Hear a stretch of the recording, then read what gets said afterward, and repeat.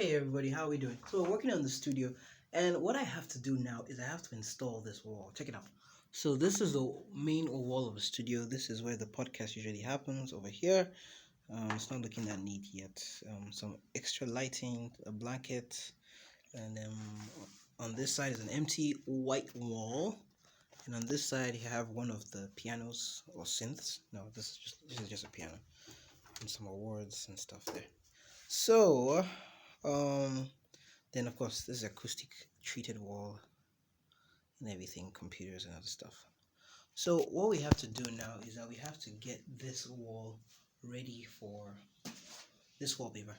I was thinking about using a black on the walls. Check out our ladder working on stuff. Using black for the wall, but I think this might be a better touch. It might just make this place look a lot more tropical. Yeah, so I said to share this piece with you guys so that you see what's happening. If you're not already subscribed, subscribe so that I can show you more pieces of this project, and go check out the podcast. And if you're coming from the podcast, hey, how you doing? So you must have heard about this from that podcast episode. So yeah, let's get it done. Hopefully we can make some progress. Okay, talk to you guys later on. Bye.